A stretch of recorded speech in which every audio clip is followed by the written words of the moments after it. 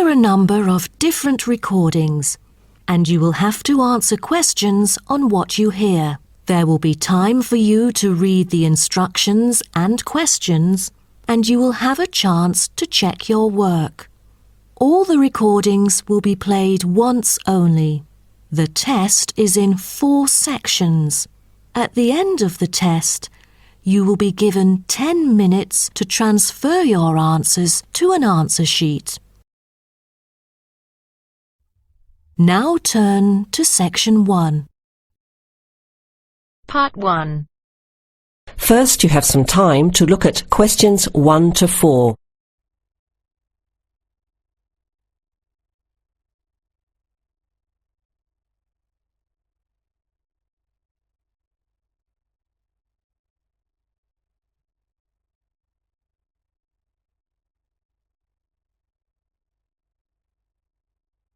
You will hear the recording once only.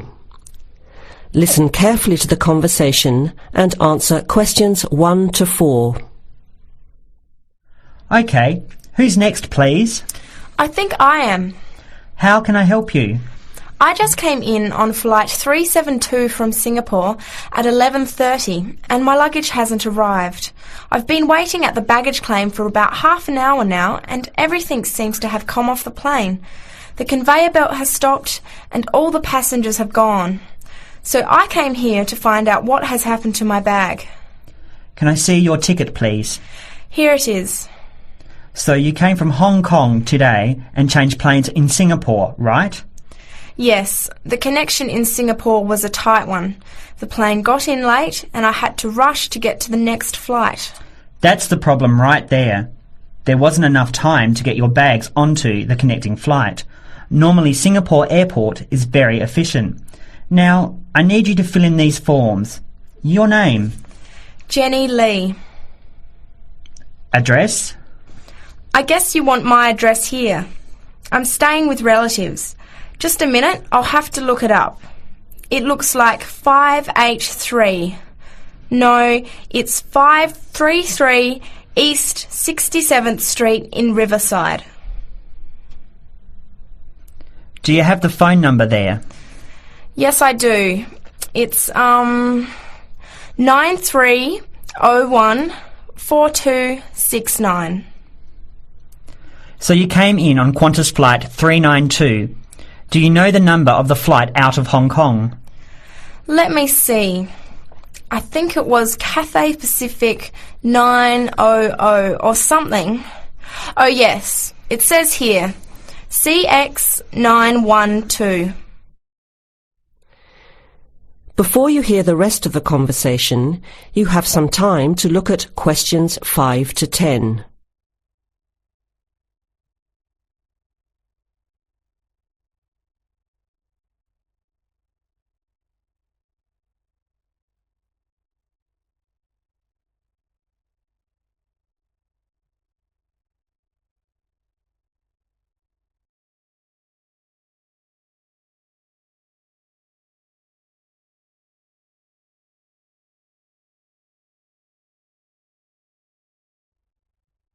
Now listen and answer questions 5 to 10.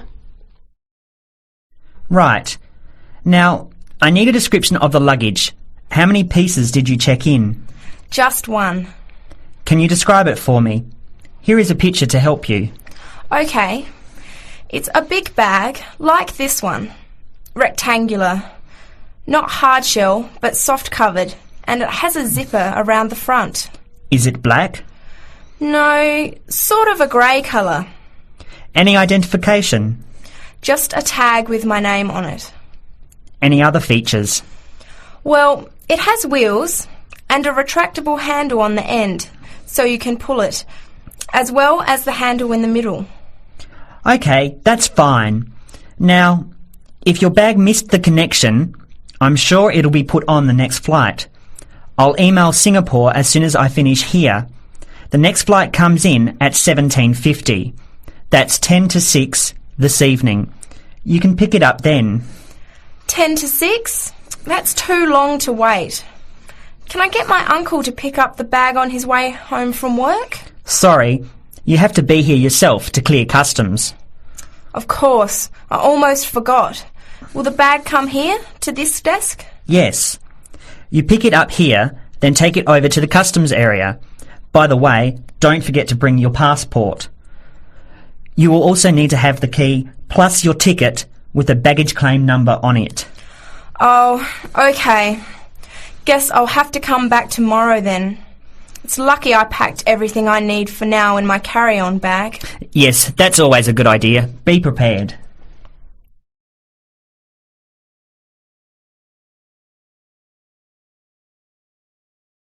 That is the end of part 1. You now have half a minute to check your answers.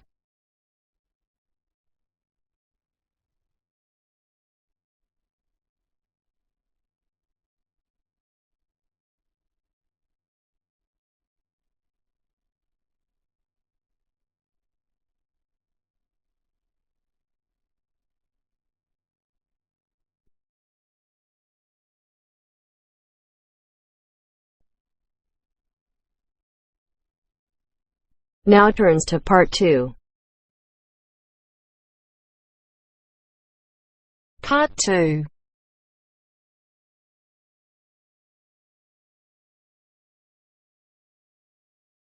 You are going to hear a conversation between two women about the health system in England. First, you have some time to look at questions 11 to 17.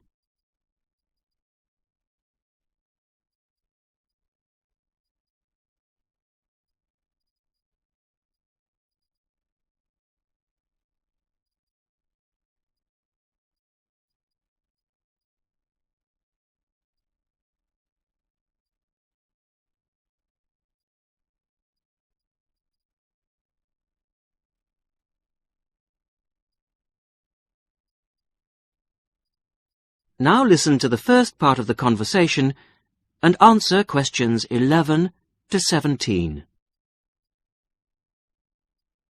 Hello, Mrs. Sutton. Come in. How are you settling in next door? Have all your things from Canada arrived yet? I thought I saw a removals van outside your house yesterday afternoon. Yes, they came yesterday. We spent all day yesterday arranging them. It's beginning to feel a bit more like home now. Oh, that's good. Look, come in and sit down. Are you all right? You look a bit worried. Well, I am a bit. I'm sorry to bother you so early, Mrs. Smith, but I wonder if you could help me. Could you tell me how I can get hold of a doctor? Our daughter, Anna, isn't very well this morning, and I may have to call somebody out. She keeps being sick, and I am beginning to get a bit worried. I just don't know how the health system works here in England. All I know is that it's very different from ours back in Canada. Well, I don't know really where to start. Let me think. Well, the first thing you have to do is find a family doctor. Sometimes we call them general practitioners as well. Right. And register with him or her. If you live here, you've got to be on a doctor's list. If you're not, things can be a bit difficult. Nobody will come out to you if you're not registered. Anyway, they work in things called practices. Sort of small groups of family doctors all working together in the same buildings. Now, what you've got to do this morning is register with one of them. There are 2 practices near here, so we're quite well off for doctors in this part of Manchester. There's the Dean End Health Centre, about 10 minutes walk away. And there's another practice in South Hay. That's about 5 minutes away, going towards the town centre. We're registered at the Dean End one, but they're both okay. There are about 6 doctors in our practice and 4 in the other, so ours is quite big in comparison, and the building and everything's a bit more modern. South A is a bit old-fashioned, but the doctors are okay. Their only problem is that they don't have a proper appointment system. Sometimes you have to wait for ages there to see someone. Anyway, you go to the receptionist in whichever health centre and ask her to register you with a doctor there. You have to fill in a form, but it doesn't take long. Ours is called Dr. Jones, and we've been going to him for years, ever since we moved here 15 years ago. I wouldn't say he's brilliant, but I suppose he's all right, really. We're used to him now. They say he's very good with elderly people, but he does tend to get a bit impatient with children. Listen, the one who's supposed to be really good with small children is Dr. Shaw. I've heard lots of people say that. She's young and she's got small children of her own, so you could try registering with her. And if her list's full, I heard somebody say the other day that there's a really nice young doctor at South Hay, a Dr. Williams. He holds special clinics for people with back trouble, but that's not really your problem, is it? Now you have some time to look at questions 18 to 20.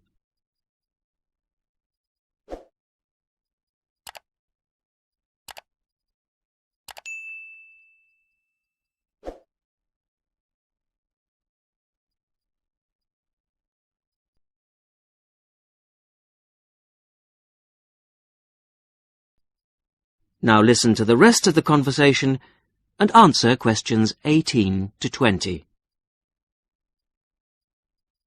If you want a doctor to visit you at home, you have to ask for a home visit. You're supposed to do that before 10:30 in the morning, but obviously if it's an emergency, you can phone at any time, night or day. It might not be your doctor that comes, though. It's quite often one of the other doctors in the practice. It doesn't really seem to make much difference. Right. Otherwise, you make an appointment to see your doctor at the health centre. You usually get seen the same day. Not always, of course, but usually, as I say. They hold surgeries between 9 and 11:30 every weekday, and from 4 to 6:30 Monday to Thursday. Saturdays are only for emergencies. I see. When the doctor sees you, he gives you a prescription. He writes what medication you need on it, and you take it to a chemist's shop. There's one opposite the centre. If it's for a child under 16, you don't have to pay, so if it's for Anna, there's no problem. The same thing goes if you're unemployed or retired, or if you're pregnant. Just as well, because it's not cheap. You pay the same price for each item the doctor has prescribed. At the moment, it's something like £5 per item.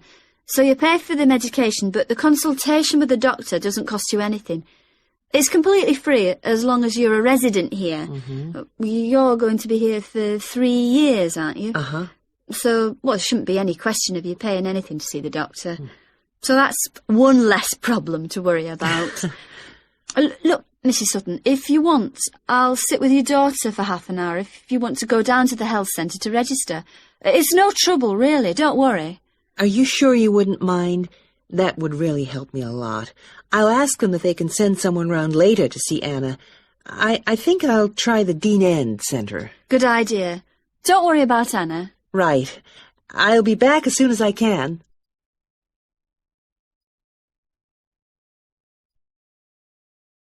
That is the end of part 2. You now have half a minute to check your answers.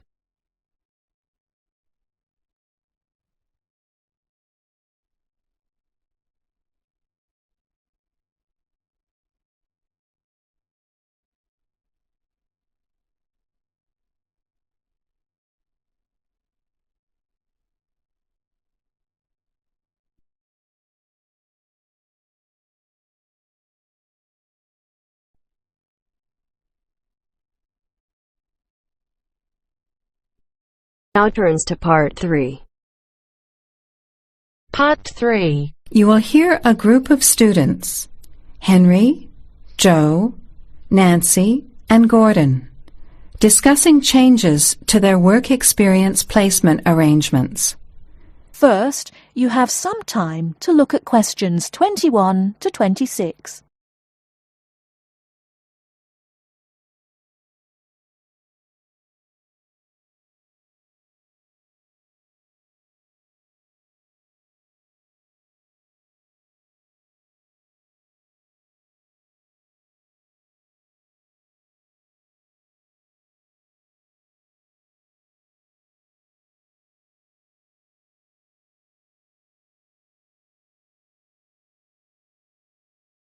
Now listen carefully and answer questions 21 to 26.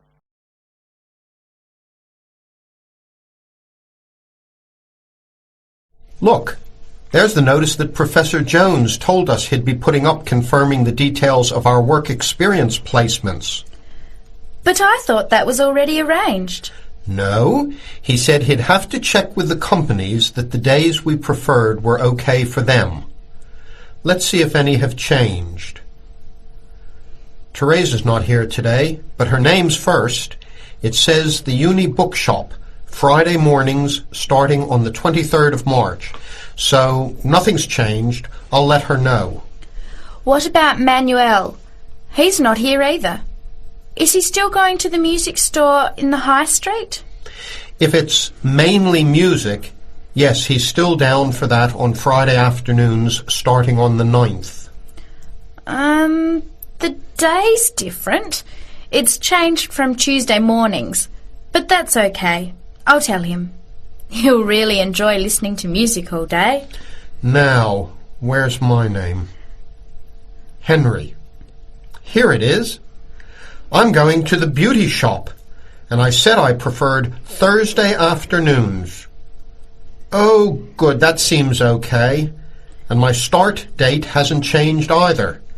Joe, what day did you opt for? I'm going to Highway Hotels on Monday mornings.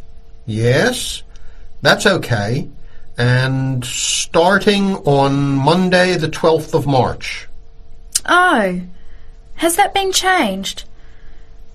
Okay, I was scheduled to start the week before. I'll just make a note of that. What about me, Henry? Have I still got the Explore Travel service on Wednesday mornings? Just a minute. Where's your name? Let's see. Nancy. Okay, here it is. Explore Travel on Wednesdays, yes, but afternoons, and starting date is Wednesday the 14th of March. Has the date changed? No, not the date, just the time, which is fine. I'll get to sleep in. You lazy thing, Nancy. Chris's name is next on the list. Gorgeous Gowns Fashions. What a name. Yes, it sounds good, doesn't it? I'm hoping he'll bring me some free samples. So, has he still got Wednesday mornings? Yes, Wednesday mornings starting on the 14th of March. Okay, I'll tell him when I see him tonight that his arrangements haven't changed. Gordon, what about you? I chose that software company that makes computer games.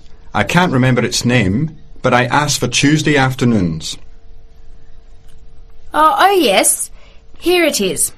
Games to go on Wednesday mornings. There's a note here saying they have their weekly staff meetings on Tuesday afternoons, so that wouldn't be much use to you. That's why they've changed it to Wednesdays, starting on the 21st of March, so you can see their working setup. Okay, I'm glad they've changed it. I don't think I'd want to sit through a meeting every week. Before the conversation continues, you have some time to look at questions 27 to 30.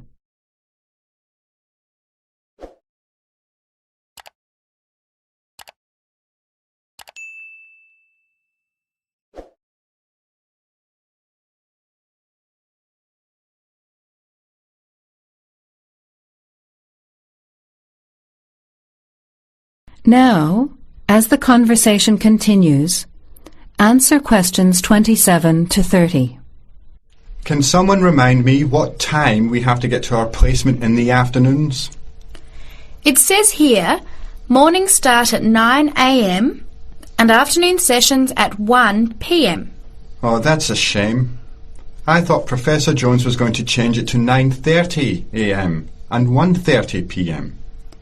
Yes, he did say that he'd try to make it later, but obviously that wasn't possible. By the way, just in case, what happens if we're ill or something and can't make it? Do we phone the college or the place we're going to? I think we have to phone the company first and then the college.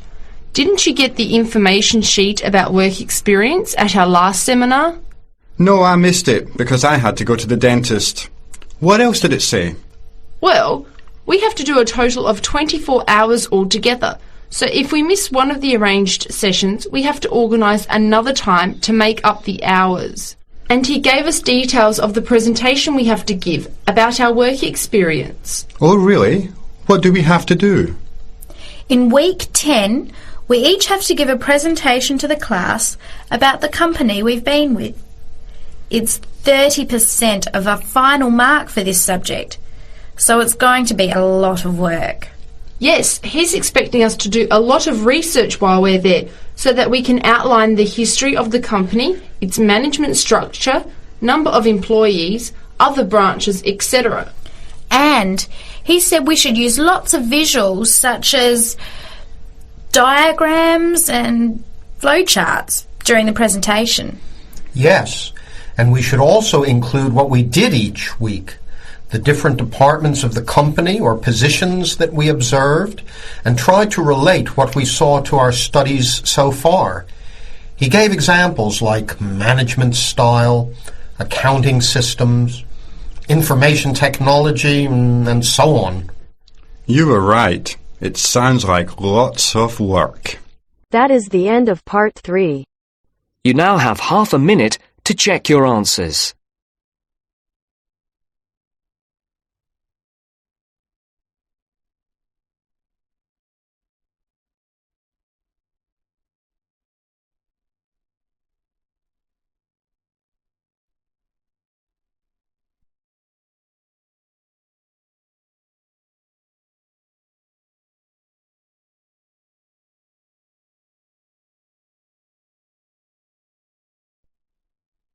Now turns to part 4. Part 4. You will hear a talk from a series of lectures on the survival of our planet. Professor Samson talks about endangered species of flora and fauna. First, you'll have half a minute to look at questions 31 to 40.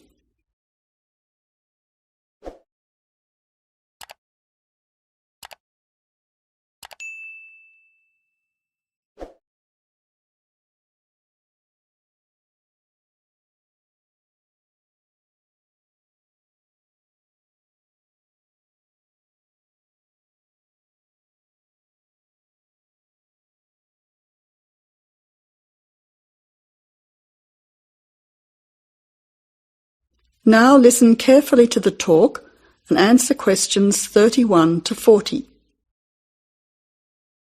Good afternoon, ladies and gentlemen. Today's topic in this series of lectures on our planet is about ensuring the survival of our very important plant and animal species. In this lecture, I want to discuss one way that we can do this. No one will ever see a huge dinosaur thundering through the forest.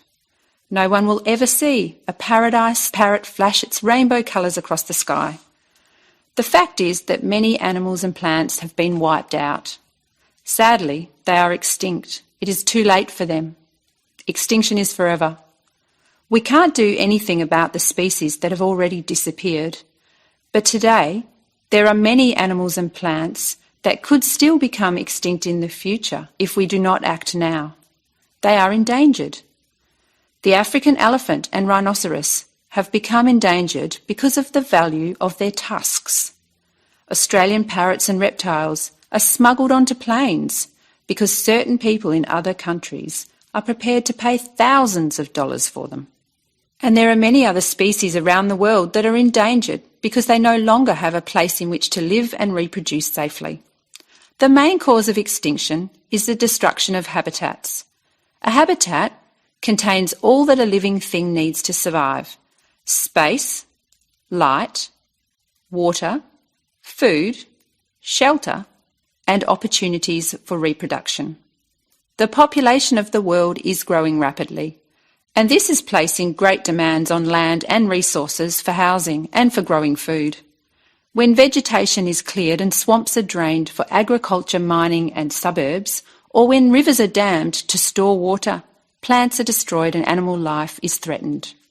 In other words, humans are changing and destroying the habitats of animals and plants, which is in turn reducing their chances of survival.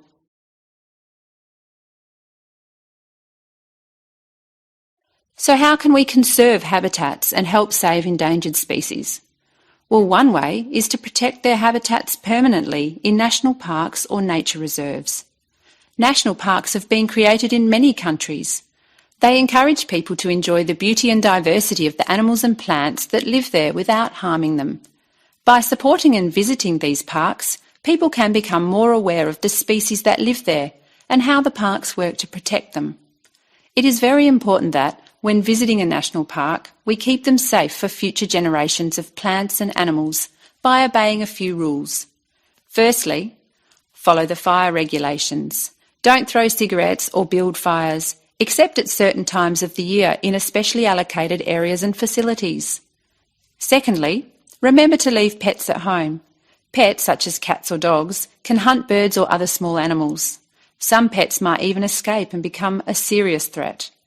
Thirdly, place all rubbish in a bin or take it home. Plastic bags or leftover food are dangerous to the animals and harm the environment. Don't pick the flowers or damage the plants. Flowers create the next generation of the plant. Also, for the same reason, birds' eggs must be left in their nests. The loss of species in the past is sad. However, there is hope for the future. Despite the demands of our increasing population, we can work to protect the plant and animal species we still have. So I would like to conclude by saying that I believe that, with strong public awareness and support of these national parks and reserves, the future of endangered species can be ensured. That is the end of part 4. You now have half a minute to check your answers.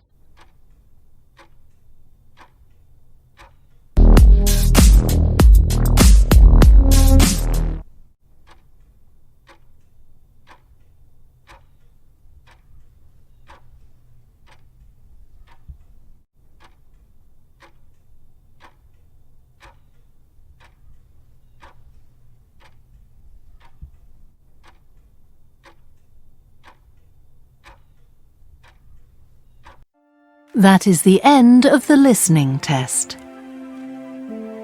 You now have 10 minutes to transfer your answers to the answer sheet.